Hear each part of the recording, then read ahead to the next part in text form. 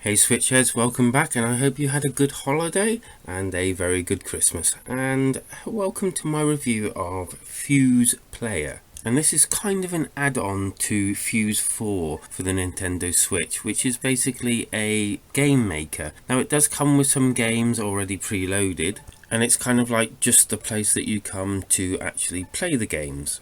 So no editing, just playing. And for 89p I thought, why not give it a shot, because I've had games like this in the past and quite enjoyed them, because it's just taking from what the developers put on there and then the actual content that other people make and put on there, and sometimes there's actually quite good stuff. Now, I'm not going to go through the menu system, as mostly everything on the actual menu system can't be used in this actual player version. So I'm going to hit up on the meat and bones of the game, which is what everyone's probably going to buy it for, the actual games. Now, I'm going to say they are rather basic in design. There's a car game, which I thought was going to be like some sort of racing game, but it turns out it's like one of those ones where you have to find matches with the actual squares to highlight them, and then the car will be revealed, and then eventually you can match it with another car.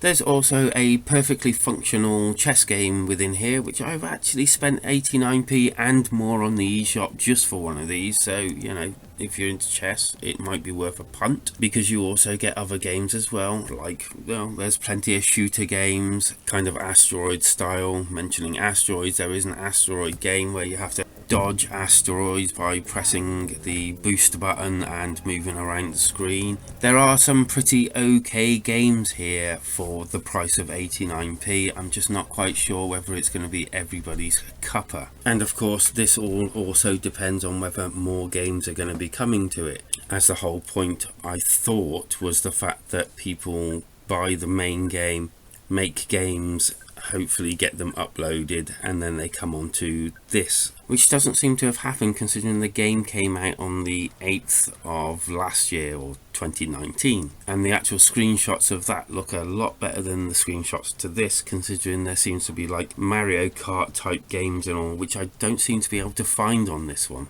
Now, the actual app shop does say, and even more free to download titles are being added the FUZE Showcase gallery as they become available. I'm guessing, as well as what it is, it's also like a showcase to see if you actually like it and see what they can build with it, and then you might go and buy the actual main game. So I looked on the showcase gallery for the ones that you can download, and that is not many games on there. Now, hopefully they are going to add some games which will actually increase the value of this, although 89p for what you get isn't really that bad, and the potential for more in the future is even more of a sweet deal. The graphics on all the games seem to be kind of retro-ish, and the music all seems to be the same ilk, which is pretty okay because there's plenty of room for retro new games out there.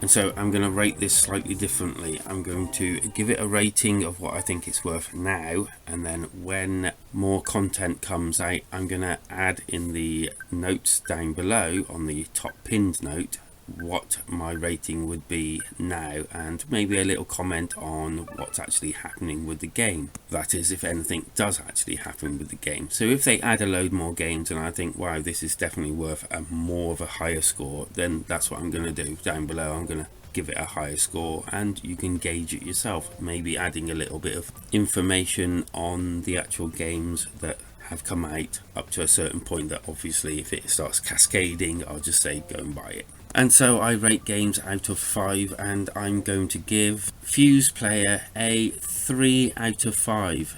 Now, that is slightly above average because there are quite a few games here. Some are rubbish, some are playable, and I would actually pay 89p for the individual games, if not slightly more. Now, I haven't gone in depth in the actual games in this review because I'm trying to show the games on the actual screen and you can judge it for yourself, but there does seem to be a little bit of everything in there, and I don't think for 89p many people would be disappointed by the range of games. The chess game, for me, if you haven't got a chess game, you might as well just buy this one, because obviously you're getting other things with it. It is touchscreen, which is great, and anyone that's thinking of maybe doing the programming on the main game but kind of scared of what you can do, this will probably be a good start so that you can actually just see what can be achieved with this game making program, and then maybe think, oh, I'll go and buy that, around about £15-16,